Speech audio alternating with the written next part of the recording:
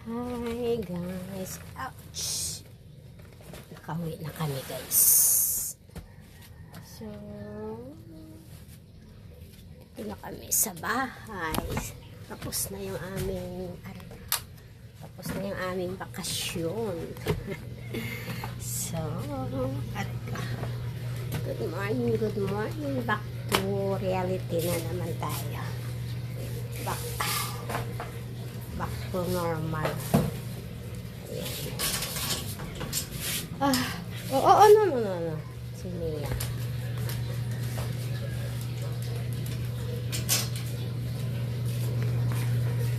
So, mag-iinit ako ng tubig.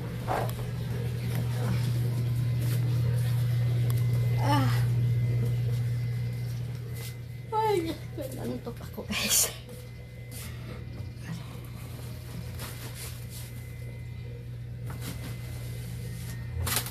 Parang naaamoy ko. Amoy patis. Ilawin ko muna yung ilaw. Enjoy man ang aming birthday. Diba? So, mag-iinit tayo ng tubig guys. Kasi tinaon ko. Marami tayong ngayon. Maglilinis ako ng araw. Hindi muna ako manahi. Maglinis lang muna tayo. Kasi ang dami kong gagawin. Oh, ang dami kong hugasan guys. Oh.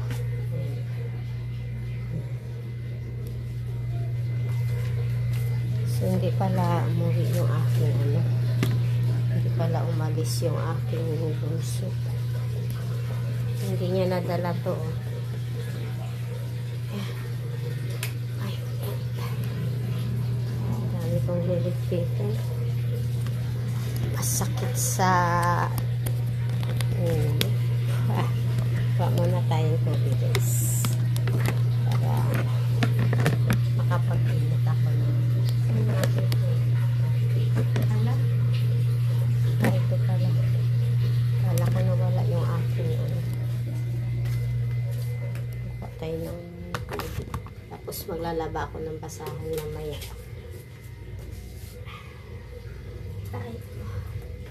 Palis na yung pagkain niya. Binigyan pala siya ng anak ko ng ng spaghetti. Hindi naman niya nakain.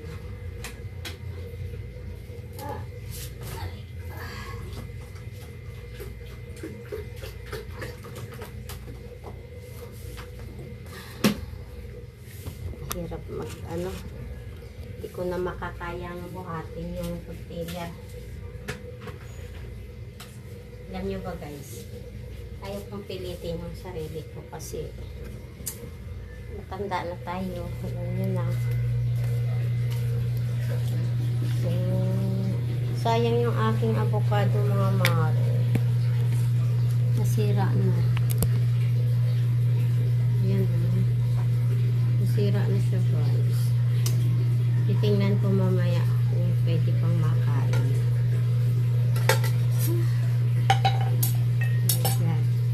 Alam niyo itong itlog. Ano to meron ditong hindi naluto.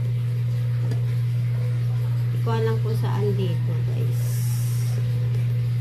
Kasi hindi ko naman makita kung anong loob. Ano kayo malalaman pag luto tsaka hindi. Parang ito. Tingin ko ito. Yung luto na. Ito luto din. Ang alam ko pag yung mabigat, yun yata ang luto na.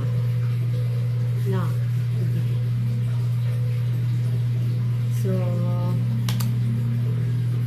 start na ako ng libre. Pero magkakape muna ako guys. Hindi pwede wala tayong cookies. Yan yung natira ko ito. So, ito na lang ang gagawin ko.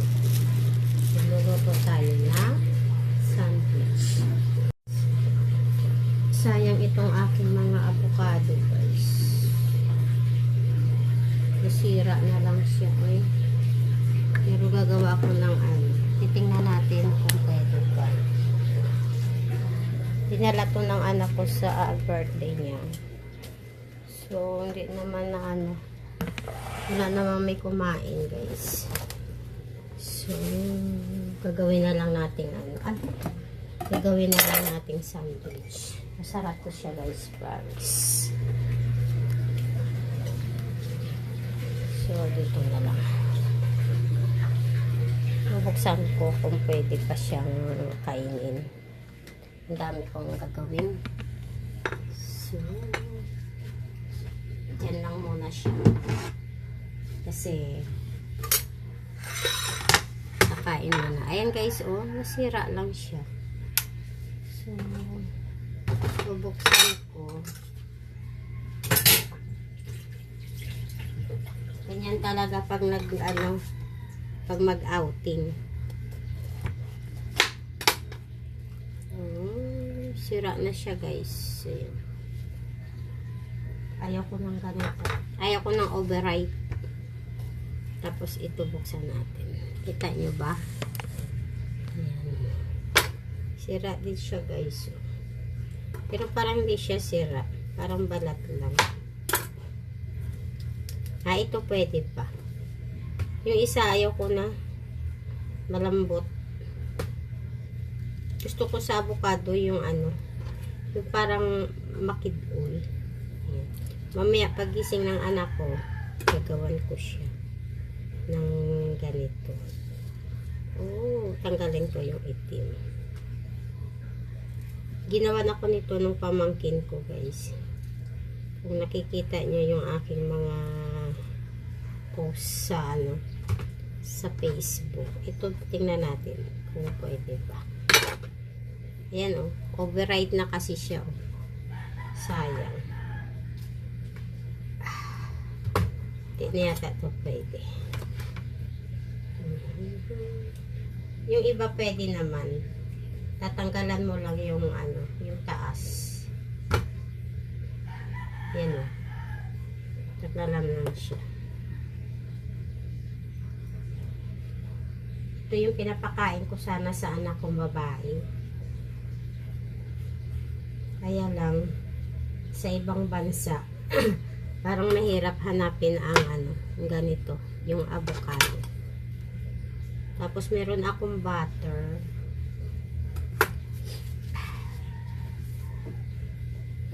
Magbati tayo ng itlog guys. Tapos, tutuin natin ito.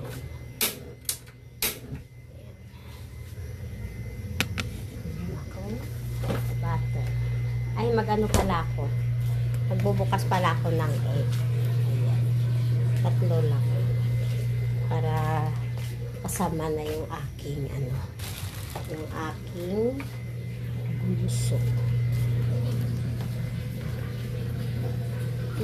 Yan na lang yung kasama ko. Pag nandito sa bahay. Siya na lang yung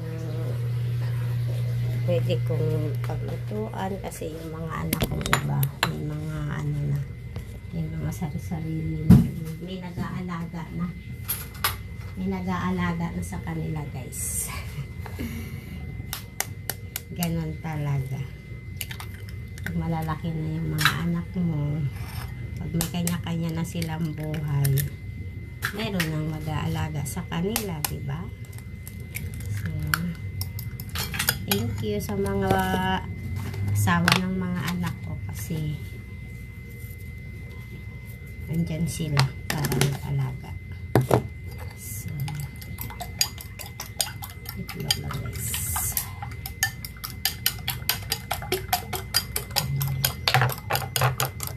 Prito ko muna siya. Tapos,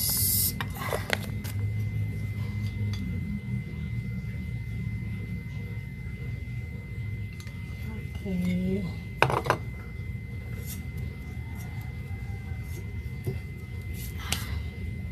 Tapos ito gagawin natin.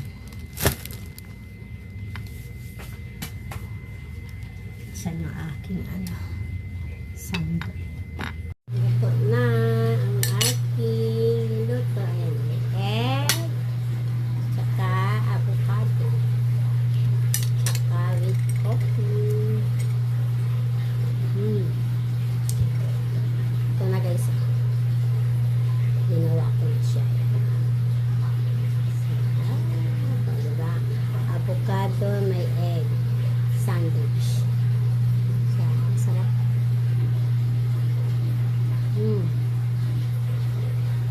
Sarap.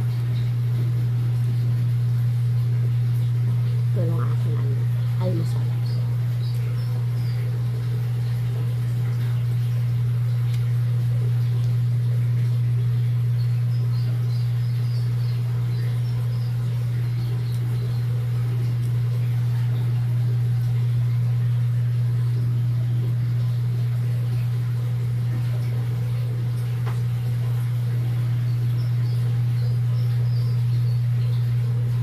Wala.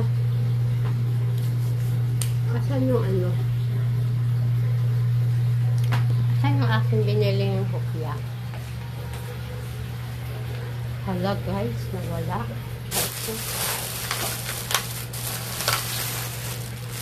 May binili kasi akong hukya. Pero asan yung ano? Ay, ito. Wala ko nawala yung aking biniling hukya guys. Ang mahal pa naman. 175.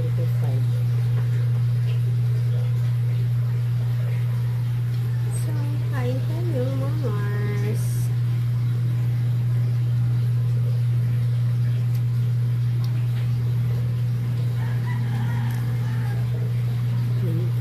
Sarap.